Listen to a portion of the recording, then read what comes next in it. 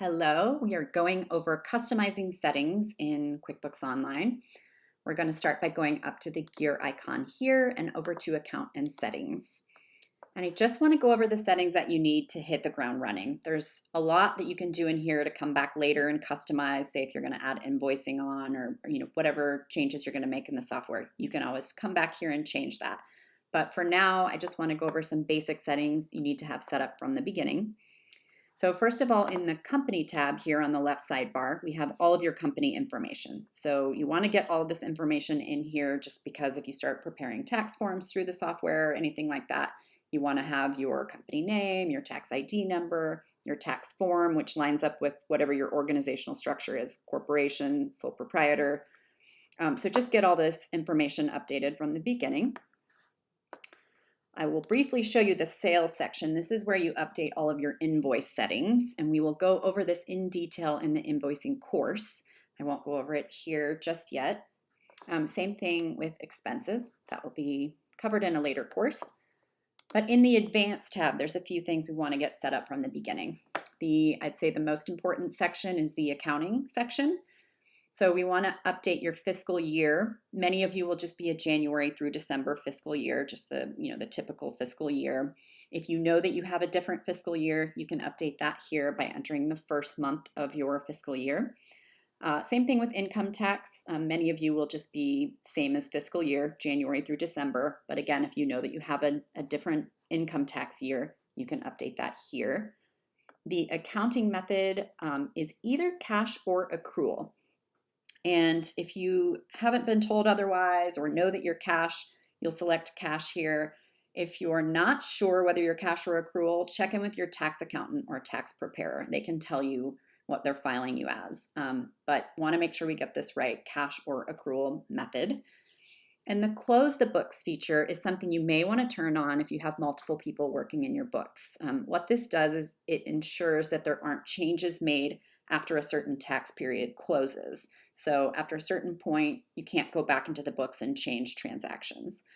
So again, this is a nice feature if you have multiple people working in your books. Tax form, again, lines up with the type of organizational structure that your business is. Under chart of accounts, I'm not going to change much here at this point. I like to keep account numbers off for most businesses. It just kind of simplifies things. If you really want account numbers to track your chart of accounts, you can turn it on. But again, it keeps it a little simpler if you're not using account numbers. And these other accounts we can come back and update as we're turning on different features. The track classes and locations can be a nice feature for many businesses.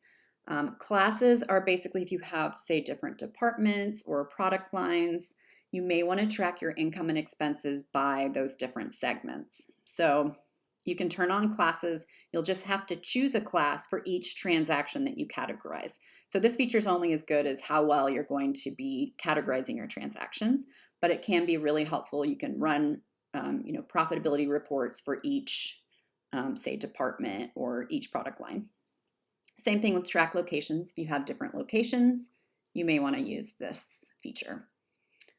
Under automation, for now, I just like to turn this first one on. It's a time saver feature. The other three, I keep them off just because I like to have control. I don't like it to automatically do things without my oversight. So I'll keep these off for now.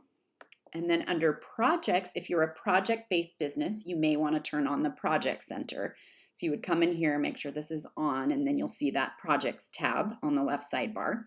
So again, if you're a project-based business, you may want to turn this on here. Under currency, whatever currency you're using, or if you're going to collect maybe invoices in multiple currencies, you might want to turn on the multi-currency feature here.